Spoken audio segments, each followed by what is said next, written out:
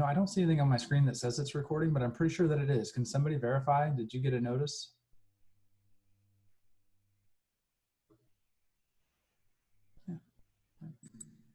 It says recording at the top. It does on yours.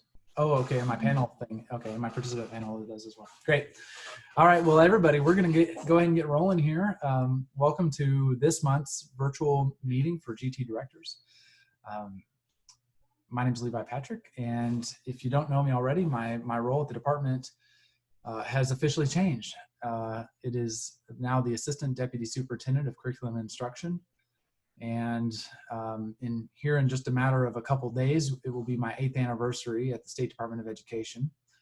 And so during that time, I've had the opportunity to serve as the Director of Secondary Mathematics and Computer Science. I help lead all of the work with the Math and Science Partnership under Title IIB, the Title IV Champions of Excellence Grant, all the work with Programs of Excellence. And only recently am I serving as the Interim Director for Gifted and Talented Education.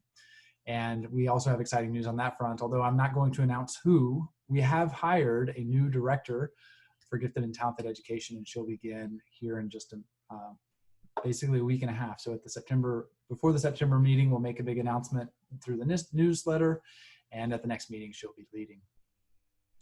So in today's session, it's my goal to make sure that everybody's up to date on a few of the most essential tasks that are on your radar related to gifted and talented services in your district. I have some updates related to the plan and how school districts are handling identification efforts right now as a result of early closures in the spring and delayed openings like Lynn was talking about here in the fall. So we'll make sure we cover some of that work. And we're also going to talk about differentiation, because it is a time when perhaps differentiation should be one of the very most important conversations that we're having in our schools. Because I think we'll find it quite difficult to meet students' needs as we shift in and out of in-person, virtual / blended learning. So we're going to have to really up our games in differentiation. So I'll hit a few of those hot topics for you and maybe give you some ideas that may help you think about how to serve teachers in your school districts better so that they can serve GT students better. So with that information, I'll tell you what I'm going to do is I'm going to primarily look at the slides. But the agenda you can follow along with as well. So let me make sure that those links are provided for you just in case you didn't find them. You will want to have access to these things. So there is the agenda in the chat window, and there are the slides in the chat window. So you can follow along with me and you won't miss much, but I would love for you to have access to those 2 links as well.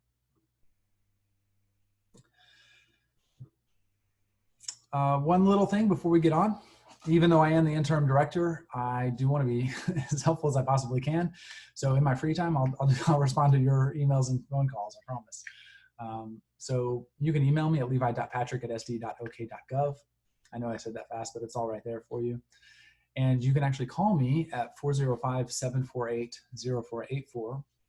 And I have got a new number through Google Voice. If you don't know about Google Voice, it's a really interesting way to allow people to call a number that's not your personal cell phone number, but essentially will operate as my office phone since I'm not actually in my office still. So you can call 748-0484, and during work hours, it will forward it right to my cell phone, and I'll be able to answer your questions and serve you the best I can. So I'm gonna, just make sure you get that written down if you want to. It'll be here forevermore. In today's session, we're going to use a couple features. I know a lot of us are learning how to use Zoom more effectively and efficiently. So one thing that I always like to do when I start a Zoom meeting is make sure that the participants are well oriented to how Zoom works. That's hard to do in all cases, but this kind of a slide is helpful. So I have here what you should be seeing. You might be seeing like my preferred, in this kind of view, you're seeing my shared screen and then all the people at the top are on the side. But nonetheless, at the bottom, you should be able to see something that says participants. If you click participants or chat, 2 little ribbons will open up in your view that we're going to use throughout today's session. So one thing I'd love for you to do is rename yourself so that I know where you're from. You can see that a few people have already done so, which is nice. So take a moment to rename yourself if you can. And then also in the very next slide, you're going to use the little features there that allow for you to like raise your hand, select yes, select no, and things like that to actually do a little quiz. So here we go. So the first quiz, I always like to know who is here, who are you all? So in this case, you should be able to go to your participant window or your participant, I don't know what they call it, a panel, I think. If you go to your participant panel, you should be able to select either the green check mark, the red X, the go slower left arrows, the go faster right arrows, or the coffee cup to tell me who you are. And then what's kind of nice is on my side, I don't think you all can see this, but on my side, I can see immediate counts on my panelist list as a host. So they're coming in, I can see some people. Hey, I got somebody clapping. I think if you clapped, make sure you adjust there. Maybe you just really like this feature. So far, 9 of the 32 folks have responded, and they are all GT lead or directors. Wait, there's one GT teacher. Thank you. I see you. One other. Maybe I heard somebody say that they were kind of a principal, not really exactly in the role. Maybe. If you're the other person, you might add your thoughts there for me. So anyways, this is my first attempt to try doing a kind of a quiz this way, but I kind of like it actually. I don't need to go to another app. I don't need to build anything ahead of time. As long as my slide tells people which icons to choose, I can really easily see the results. So I've had 14 folks respond. Thank you very much. We are heavily the majority of your GT district leads and directors. I do want to encourage everybody. I want to figure this out. I want to find ways to get more and more of our site directors involved in these conversations. Carrying out the work of GT services will certainly include leaders at our school levels. So that's just one thing I want to put on everybody's radars. So fantastic. For the others, if you want to just chat with me in the chat window, you can tell me what your role is and if it's different. Or if you would rather not tell me what that is, that's okay too. Oh, I see Kathy Dunn at COSA. Kathy, I forgot that you moved to COSA.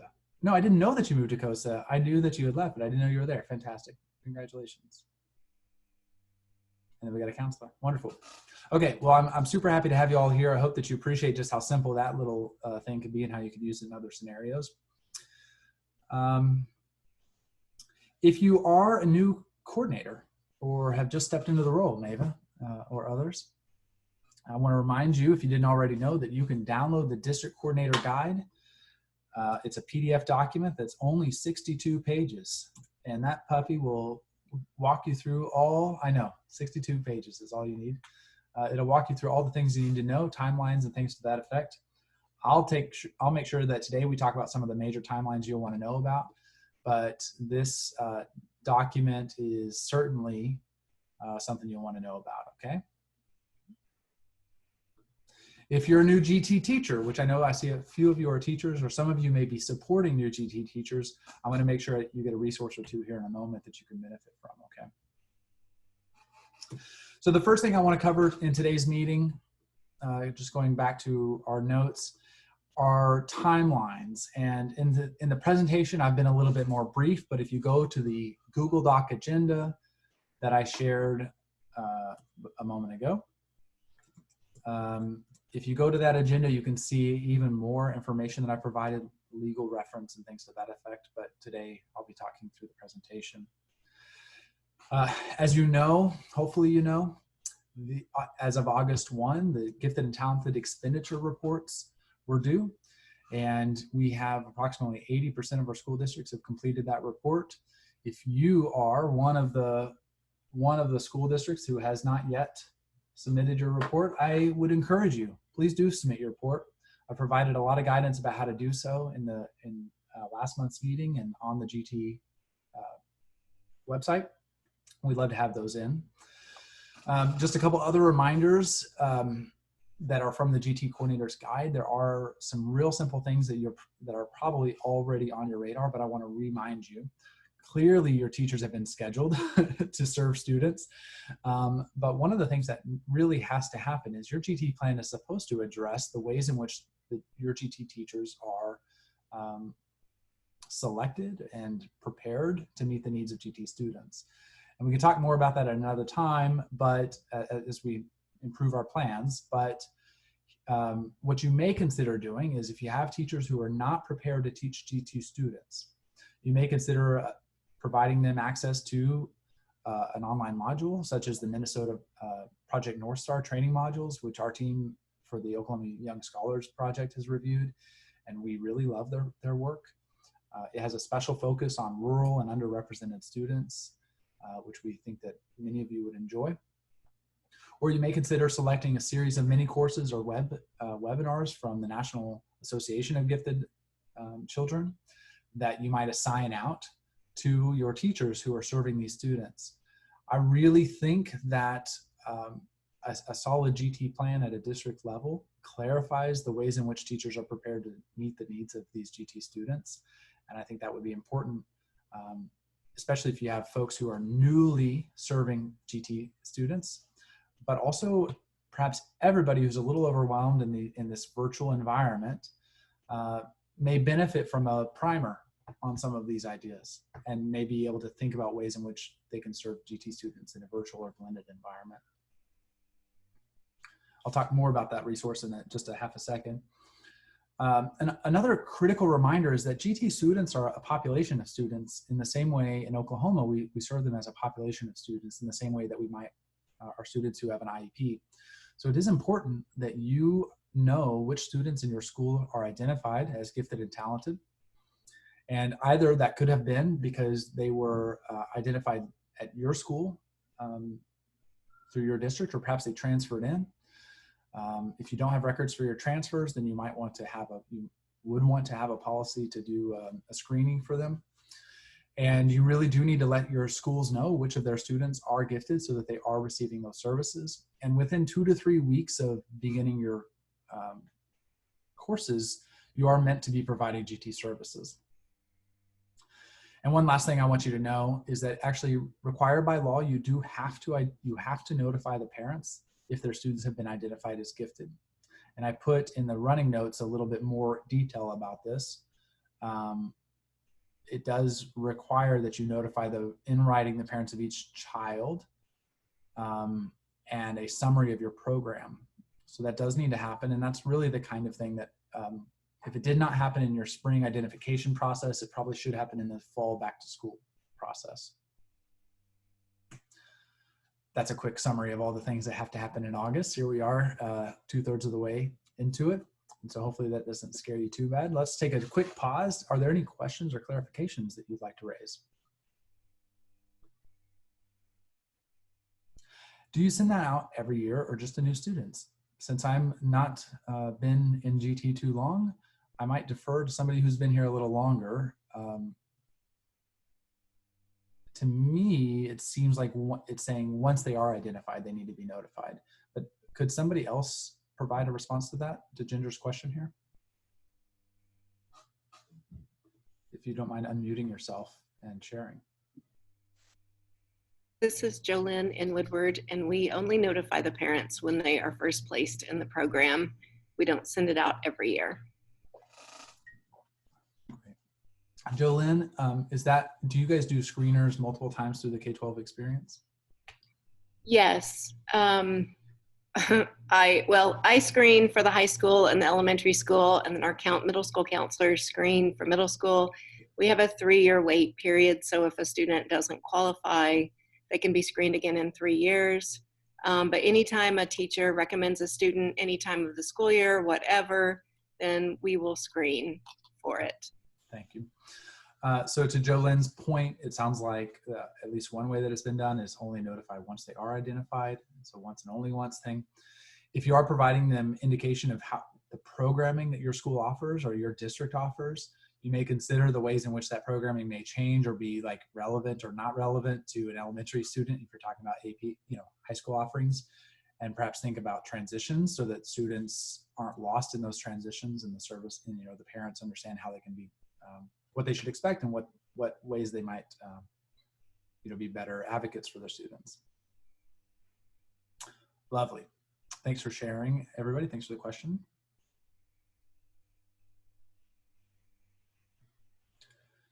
What types of screeners?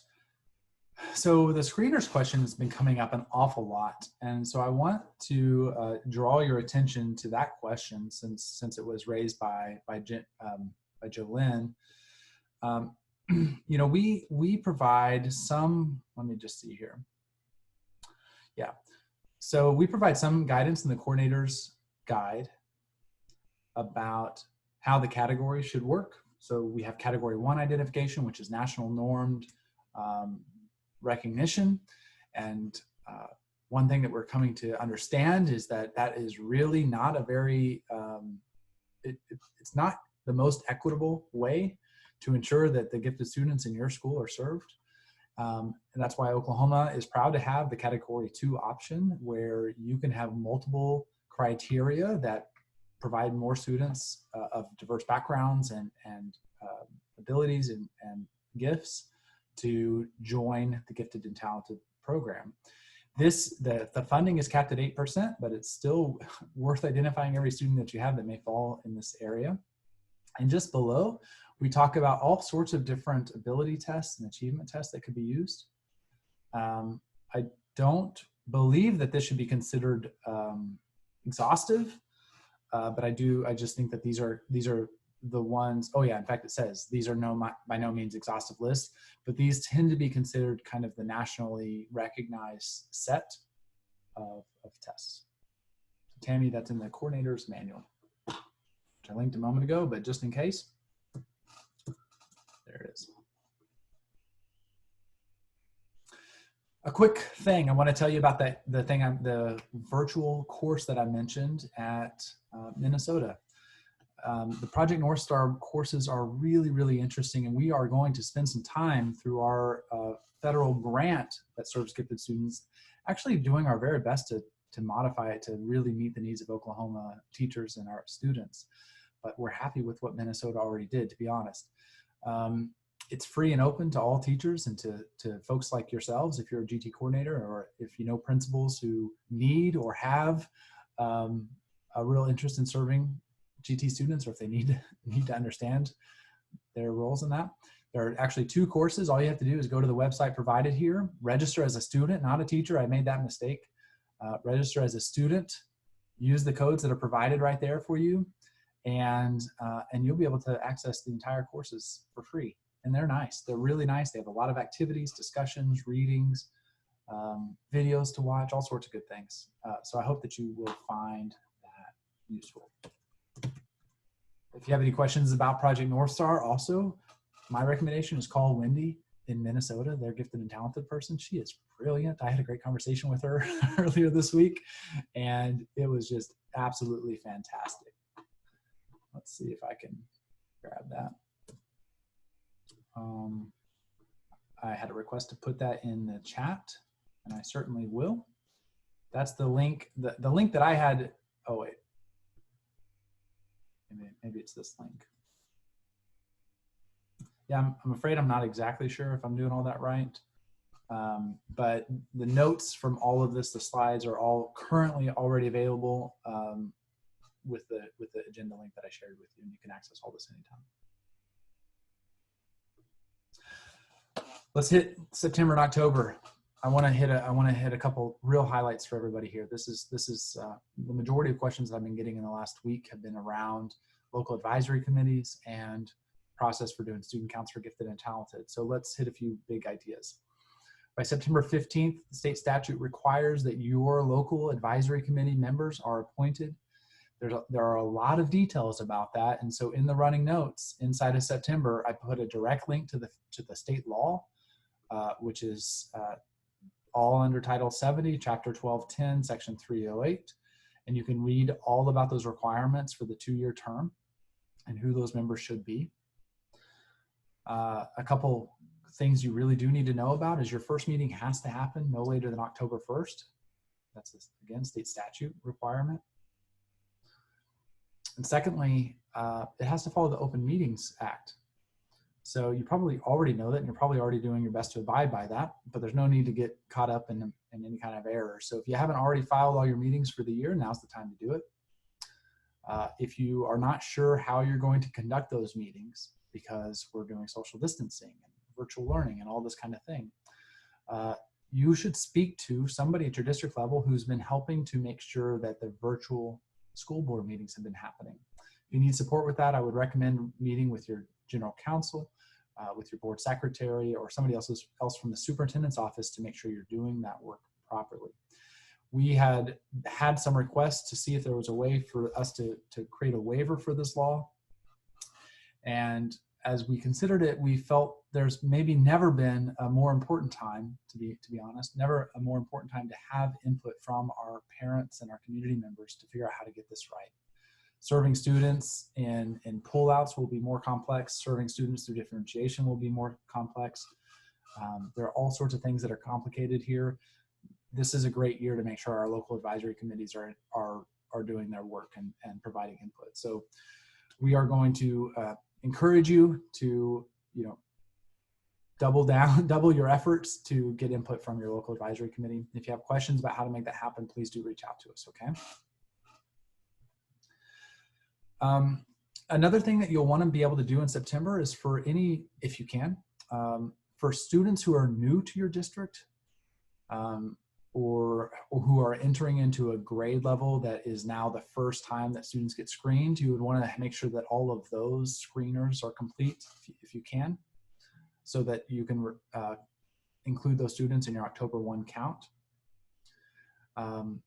Many of I think if I could pause and talk about identification challenges, we recognize that in some situations it may not be safe or reasonable to complete all of your identifications by October 1st. So we've done some looking and some models about how identification numbers might impact funding for GT. So I want to do my very best to simplify some information for you that is just slightly outside of my understanding. Is that fair? Can everybody pay close attention, because I've spent a lot of time trying to figure this out. Okay. So each year, based on however many gifted students your district identifies, the state of Oklahoma has a weighted allocation of 0.34. So for those students, not only do you get their full allocation, but you get essentially 34% more allocation for gifted students. The way that we do that is we look at the prior 2 years of gifted students that your district identified, and we give you that amount. So right now, when we just are making this year's allocations for the current fiscal year, we don't know your current gifted numbers, right? So what we do is we look at last year's gifted numbers and the year before, and we give you the highest amount for those 2 years. Is everybody tracking with me? So we give you the highest amount for those last 2 years. And then during the mid-year adjustment, if your current year's numbers are higher than either of those other two, then we give you the missing money in between. If your current numbers are lower, nothing changes. We don't penalize you for dropping down some numbers. Does that make sense? So let's say this year you had a weird year. You lost 10% of your gifted population because you weren't able to do the identification process that you would normally do. So 10% is kind of, we played with some models. That seems like a reasonable number. Well, then this year you would have a dip in funding. A dip in identification, but not a dip in funding. Next year, when we make the initial allocation, we'll look at this year's low numbers of gifted students and last year's normal number, and we'll fund you at the highest level, which will be last year's numbers. And then we'll do the mid-year allocation. If the mid-year allocation is higher, you go up. If it's lower, you don't get hurt. So the only way that there are only 2 ways that a dip in identification could hurt you this year. The first way is that if it is one of 2 years where we have real difficulty identifying students, then 2 years in a row of identification slumps could cause in the 3rd year decreased funding. So that's a ways away. The other way is probably the more like student-centered way. You may have students who are GT, who are gifted and talented, who are not identified and then therefore maybe not served properly. But for our understanding and by our calculations, those are the most likely things that are going to happen. Your funding will not actually dip because of the model that we have in place that is more of a rolling funding model. So my recommendation to you would be not to panic, to do the identification process to the best extent that you can without putting anybody in danger. And if you do not meet the identification timeline that you would normally have, do not worry about it. Outline a plan for the rest of the year to identify, and by next year, I think things will be back on track. It only took me about 4 weeks to figure out how this thing works. Are there any questions?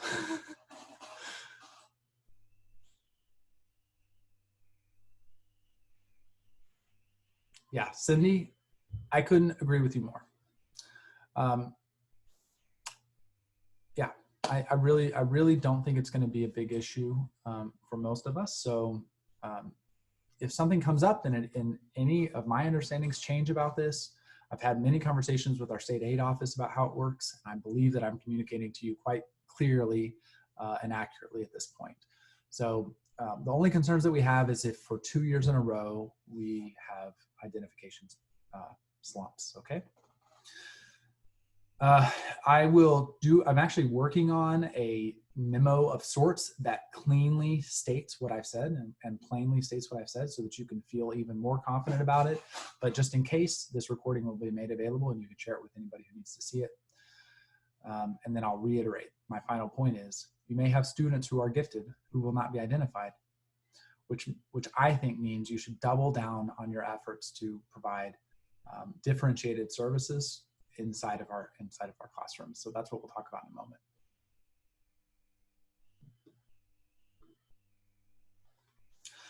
Okay, I think that about does it for September.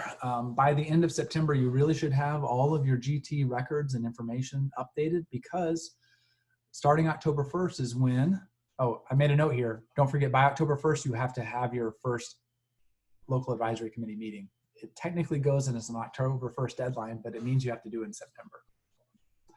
So October 1st, your GT student count is taken, which basically pools all of your data from your student information system where you've indicated whether or not students are gifted, and pulls that into the single sign-on report.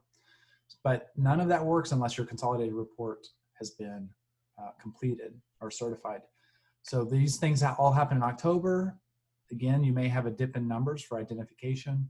I don't think that will be a big issue for anybody, but make sure that you're on track to have your first local advisory committee meeting by October, that you've updated your student information systems for gifted students by October 1st, so that by the 15th you can complete your GT report successfully and easily.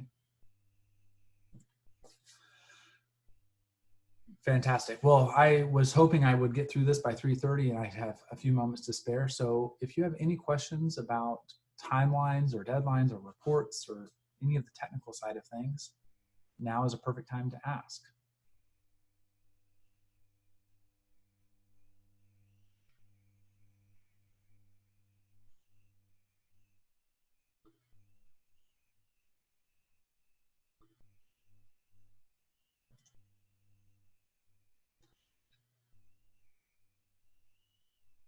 Okay, I'm not hearing any questions, and I know that doesn't necessarily mean there aren't questions. So you can follow up with me by email anytime, and I'll do my very best to clarify for you. As I said before, and just to remind you again, I have more detailed notes on the agenda compared to the presentation. So I link to laws, there's a lot more information there, okay? Oh yeah, for any of you, the new folks, again, if you are feeling overwhelmed, which I think would be reasonable, some of this stuff already has webinars. So if you're wondering about how to do your gifted education report, there's a recording and slides available for you right on our GT page. If you're already thinking about, you know, issues with your GT plan, there's a recording right on our page. If you think that your testing protocols aren't up to snuff, there's already a recording there to help you think about how to improve your testing protocols. So please check out our Gifted and Talented Education page if any of this just feels a little bit overwhelming for you. And that's linked now for you in the chat. Okay, let's make a transition. Let's see. Yeah, so Lynn's asked a nice question. The question is, so, and I think it's nicely asked here. So do we need to test our virtual kids and our distance learning kids? I think the short answer is yes, you do. So long as it's safe. Don't risk anything. Of course, there's no immediate demand for you to get that done. Okay, because if you don't identify them by the October 1 count, it's not like it's going to hurt your funding. So don't get scared about it. But fundamentally, the answer is yes, you should identify students and you should work to serve them. How's that, Lynn? Good. Thanks for the thumbs up. That's helpful. All right. All right, we're going to make a little shift here. So really, a thing that is, I can't say it enough, is been on my heart, is that this is going to be a wild year, and I think that we need to spend a lot of time talking about what the student experience will be. And so we put a lot of effort into a project at the State Department that I hope you've already had a chance to see, that is called the Return to Learn Launching Instruction Guidance. And I fully understand that for many of us, we have Zoom fatigue, we have guidance fatigue. There are too many resources out there, actually. It's not that there aren't enough, there are actually too many. So we understand that. So we tried to build guidance that we thought was really meaningful, so that if you go to our page where we keep all of our Return to Learn information, now also in the chat box, you can find it for essentially every group of students or discipline. Foundational literacy, early childhood, grades 1 and 2, or grades 3 and 5 are separated because they are quite different, as you know. All the major subject areas in secondary. And then we also even do a K-12 digital tools, a K-12 fine arts, and a K-12 health and PE document. And for a moment today, I want to talk about the digital tools one. Not because that's really what we're all dealing with. Some of us will have opportunities to do in person, but we're really thinking more creatively about how we use tools to meet our students' needs. And inside of this document, I guess I'll say a thing about the whole document. Inside of the digital tools document, each major section is introduced with a small vignette.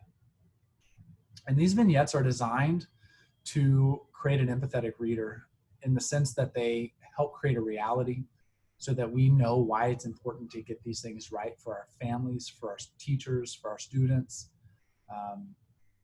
And we hope that you will enjoy, as you look at these documents, thinking perhaps a little bit differently about the way that we're serving folks.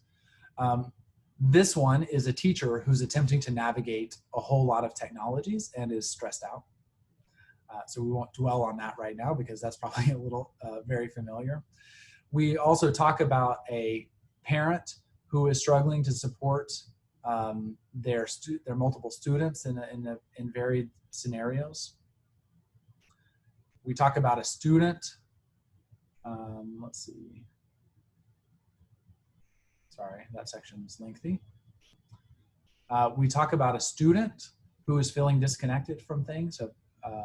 And their experience missing school and supporting a younger sibling and things to that effect. And the one I want to focus on today, we end on a high note in this document where we talk about a positive learning experience of a student. So there are a couple ways that we're going to do this. I'm going to make available, I want everybody to read this little vignette. I've provided a link to it in today's presentation, and if you're already reading it, I'm sorry for swapping pages on you. So there's a link in our presentation. I mean, the whole vignette is in our presentation, and I also have dropped it into Google Docs in case you can't see the presentation as well. So inside of today's agenda, you'll be able to read the vignette, right somewhere down on the bottom of page 2, which I'm realizing it doesn't have page numbers. So let's fix that real fast. Now it does. So we're going to take just a moment to read the vignette, and then I will give you all an assignment, but I'm going to set about a 2-minute timer here to take a moment to read the vignette. Please do, and if you need help, let me know.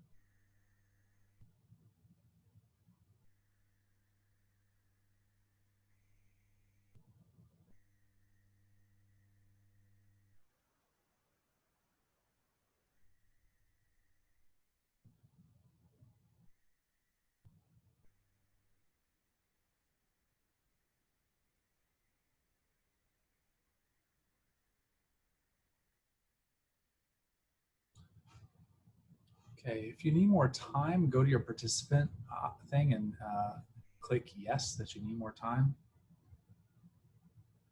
Participant panel, let me know, otherwise we're going to wrap up.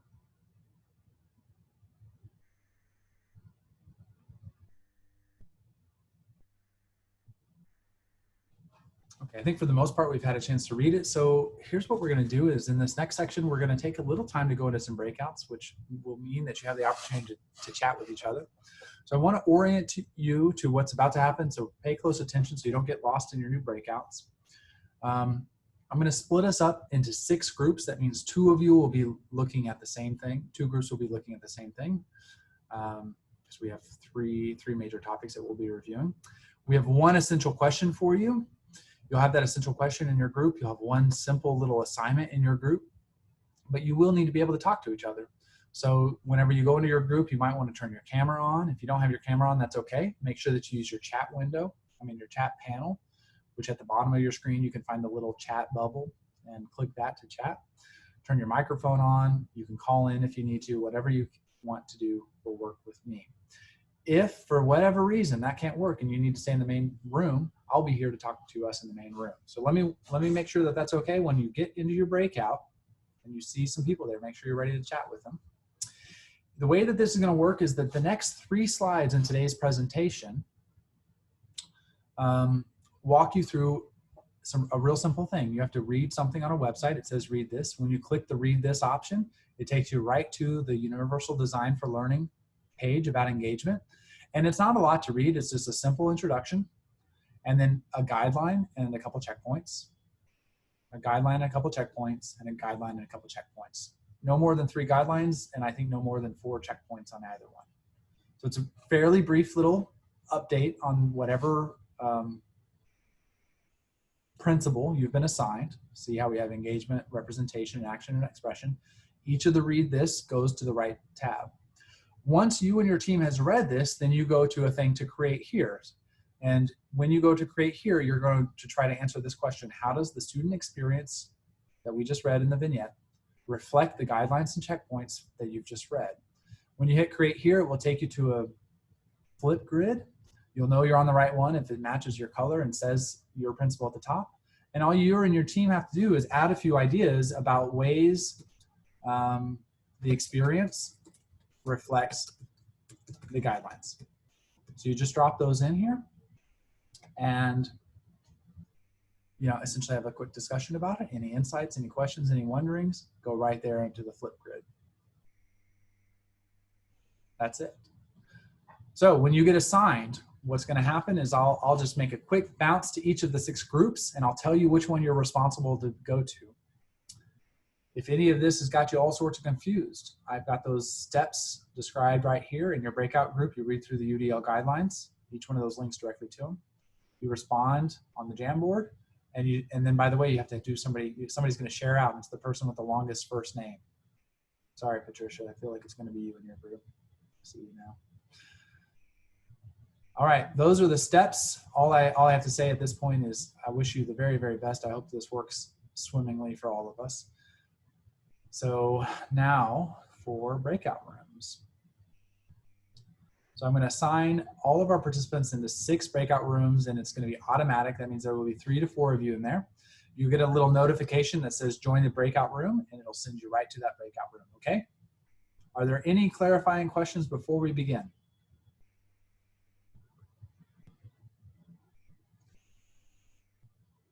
I don't feel like there are, but just in case, if you don't have the agenda open, you will not be able to find the questions, the slides, all that kind of stuff. So that's in the chat box right now as well. Here we go. I'm going to create the breakout rooms, and I'll see you in a moment.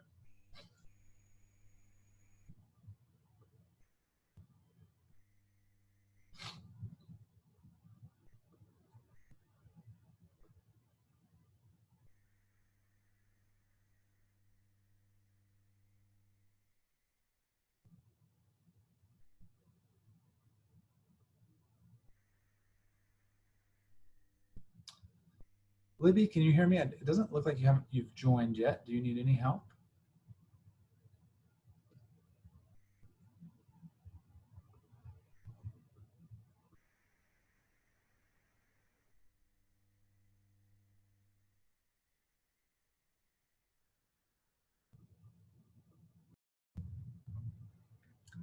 Hi, friends. Can you hear me? Uh-huh. You'll be doing engagement. All righty. All right. Thank you. Hi, friends. Can you hear me? Yes. Fantastic. You'll be doing representation. Okay. All right. All right. Thank you. Hi, friends. Can you hear me? Is anybody here?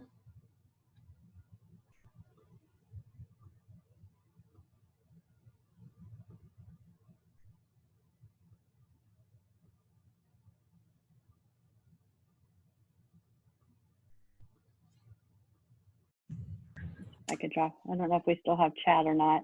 Hey, friends. Yeah. Hey, Hey, y'all will be doing action and expression. okay. We were just wondering that, so thank you. All right. I'll be bouncing around to the last group. Okay. See you in a second. Okay. Public ed. Hey, friends. Hello. Hey.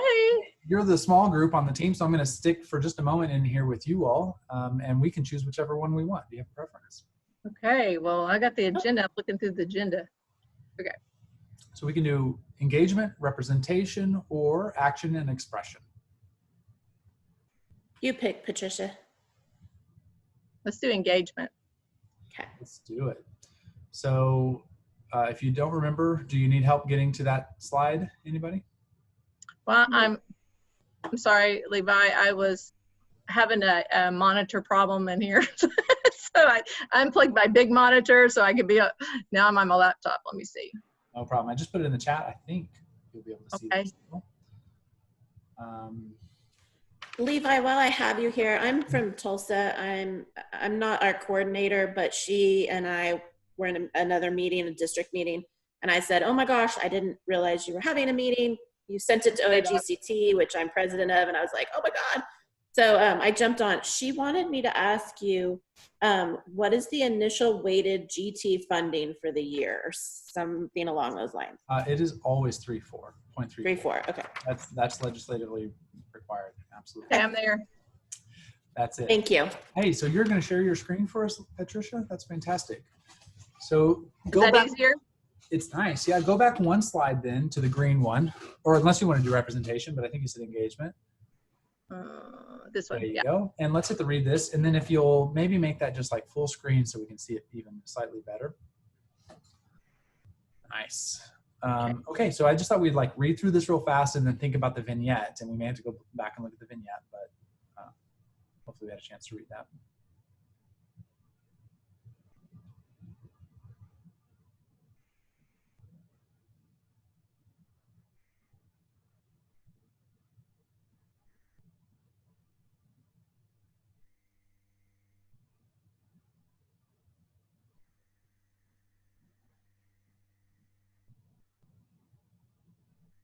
Okay. I'm ready for the next spots. Is everybody ready? Good. Okay. Guidelines and checkpoints. Guideline first, right? I don't know. Oh, you don't have to even click into them. I think just the high levels all we really need. Okay. So recruiting interest.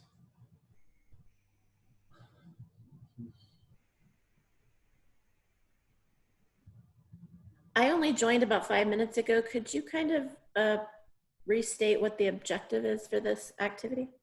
Yeah. So the so we read. Did you have a chance to read the vignette? Did you join? Yes, I did. Fantastic. So all that we're doing is we're going to ask this. The question is, how does the student experience reflect any of these guidelines or checkpoints? So do we see any of these things playing out in that student's experience? Okay. Okay. So we have choice, relevance, value. Well, that experience, the child had choice, didn't he, on what he Right. could learn or talk about, and choice also on ways to present it. Yeah, and certainly in, This part. you know, yeah, like I think checkpoint 7.2 feels especially critical because it's, you know, like ways in which the government is support, making that steps, like you could choose almost anything. So you really can make it relevant to yourself. Yeah. And And taking it seemed like he had an interest in a particular area, like when he presented it for his authentic audience. So maybe that was something that had weighed on him, or, that he was particularly interested in. Okay.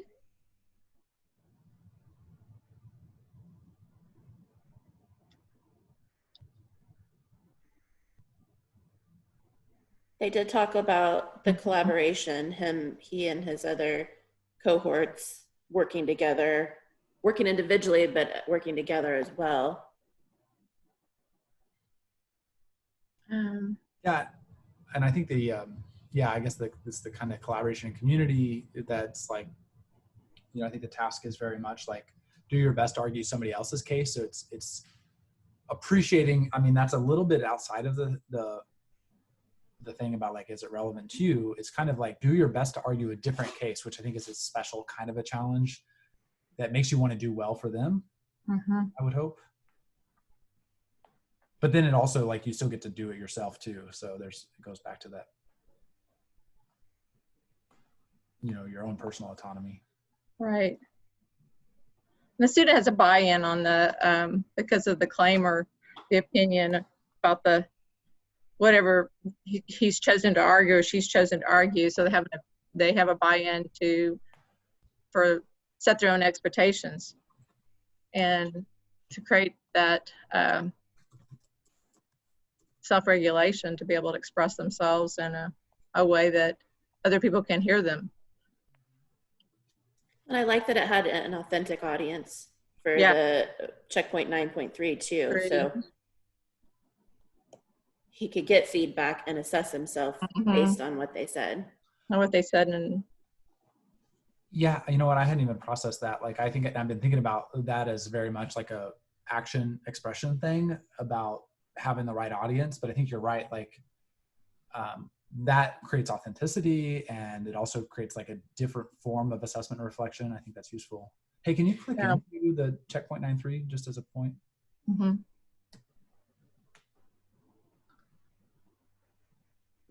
Yeah, I like the fact, the different devices too.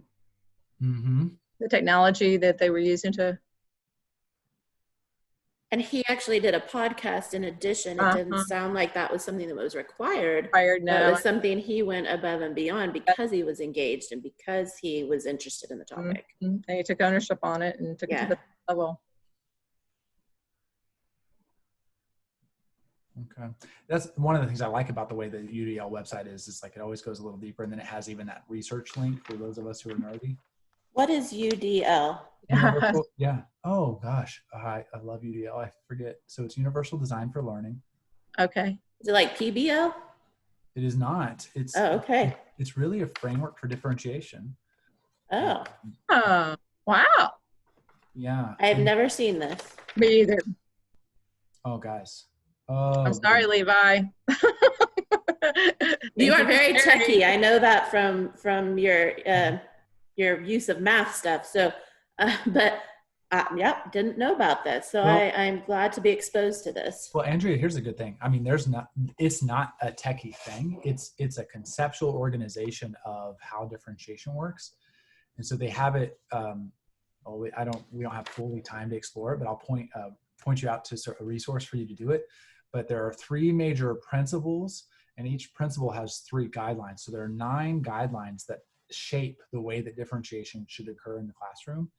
And it's something that we often talk about when we talk about serving our students who are struggling or who have physical or mental disabilities. But it is by no means limited to that.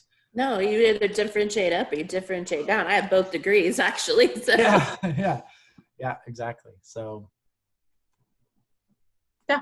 Okay. Hey, let's go make a point or 2 on our Jam board. Can you take us there, Patricia? Oh yeah. I'm hoping. Let's see. Is that Jamboard an add-on in Chrome? Right here? It's just, right there. It's just a separate link. You can do it as an add-on, I guess, is how it works. Okay. Yeah, so see like the other group. Because it looks like it's in Google. It is through Google Drive. I don't know if it's if it counts as an add-on. So I'm just not really sure, because you're not using the slides. It's like it's a different thing. So it's kind of like an add-on. I just don't know if it's fully an add-on. I think one of the things that you all said that really hit me was that last one that we were talking about, the 9.3, which was about the Authentic audience. the authentic audience, and that authentic audience can inform like a more substantial reflection and, evaluation, like self-evaluation process. I love that. Right. Because I when I do PBLs with kids, they are normally just presenting to the class. But if I have them go present to a classroom or to administration or whatever, it takes on a new and different meaning for them. So Is that good? I hope Yeah. can you read it? There's a little thing in front of it. Oh, A little that's- breakout room. Oh, I can move it. Never Form mind. and promote self-reflection. What is that? What we were saying? I like that. Okay. I accidentally made it 120 seconds, and so I'm going to make people join at 60 seconds. I forgot that was an option in here. Want another one? Yeah. Was there anything else that stood out? I mean, we talked about a few things, but I think the app, The choice too. choice in the apps, the choice in the top, like the choice in the context and the choice in the applications. True. Yeah. Or the product, I think the product one will show up, even though it's here. I think it'll show up in the representation one more so.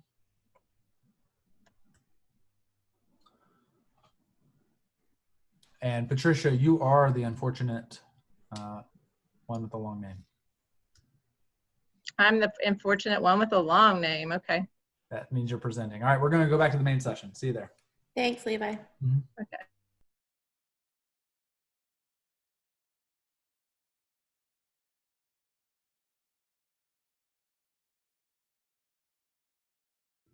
Hello.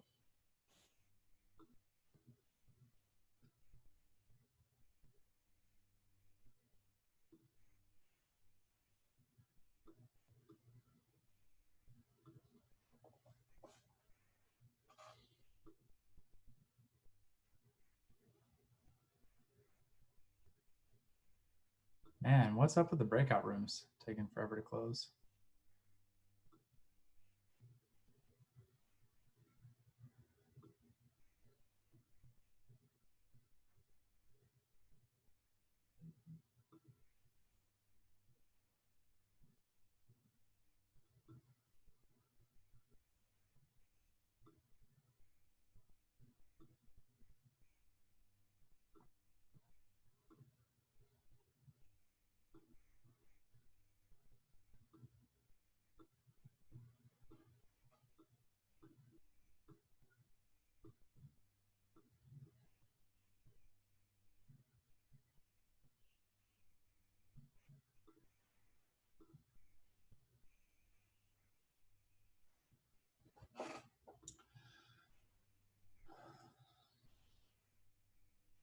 Okay, I think we're almost all back here now.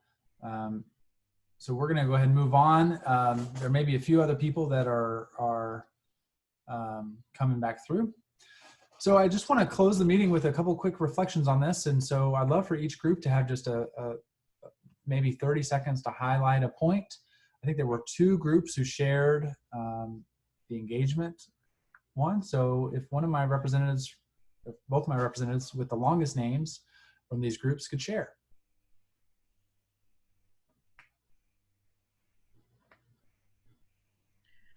Hey, I will go first.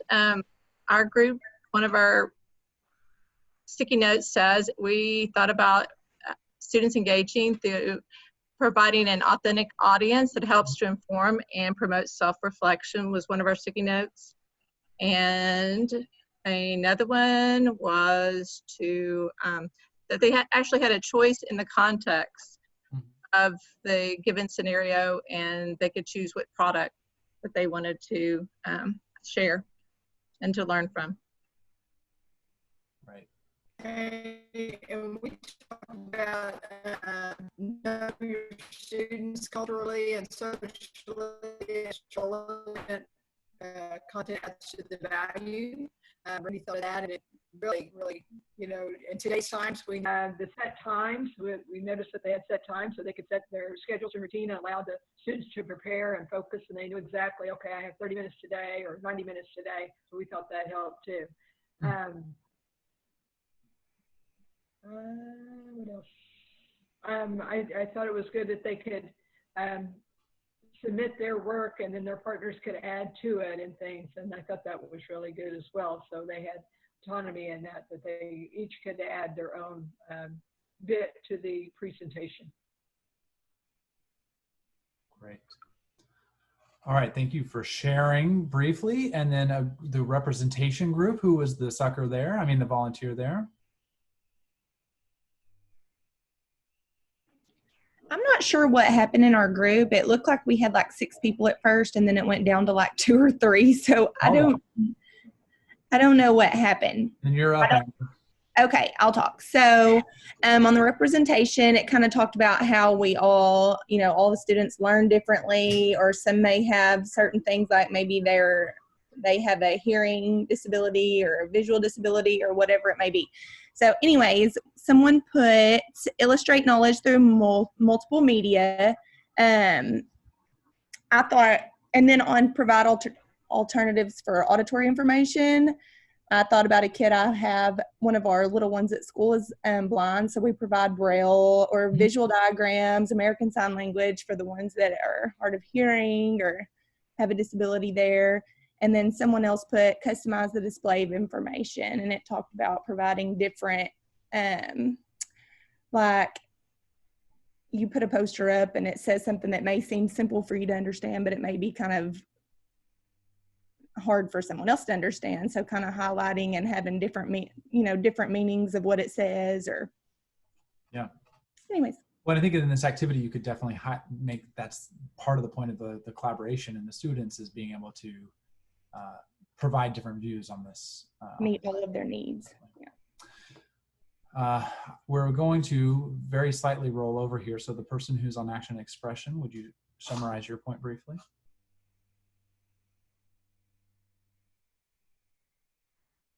Or somebody who's willing, please do.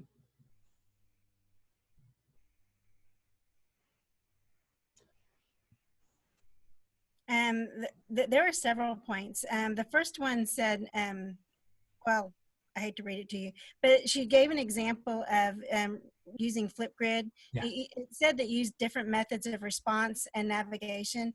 So when it was talking about, it said to use a different variety of things because, well, we all learned a different variety of ways. And then it says to use different means of, especially if they have impairments. And that's the second sticky note. Says optimize access to tools and assistive technologies. And she gave an example of Flipgrid using on a Google Doc.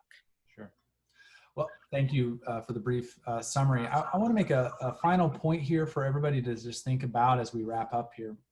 I've said it a few times that I really do believe that the universal design for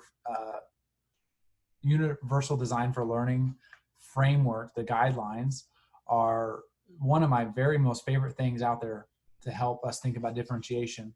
And that is not just for our special ed students or students with various disabilities or difficulties in learning, but it also applies very much so to our students who are gifted and talented, because they do need to be challenged and given flexibility and autonomy in a lot of different ways. Not only are these UDL guidelines fantastic, but when we built our our digital tools guidance for return to learn, we actually mapped every single guideline and every single checkpoint to a strategy and a related tech tool. So every single one of them provides you ideas and your teachers ideas about the ways in which they might use different technologies and tools to support that. These are not things that are purely for special ed students. These are things that absolutely can and should be implemented in a classroom that's serving gifted and talented students as well. So we have, I think there are 27, or maybe it's more, 27 ideas for you and links. Most of them are linked. They're all linked to free tools that you can find. Some of them, we even link you to a website. Let me see if one of these does, called Common Sense Education, that actually even helps you to understand its privacy ratings and all sorts of other information, so you exactly know what you're getting into. we hope you'll give that a look as you're thinking about how to best serve your students this year.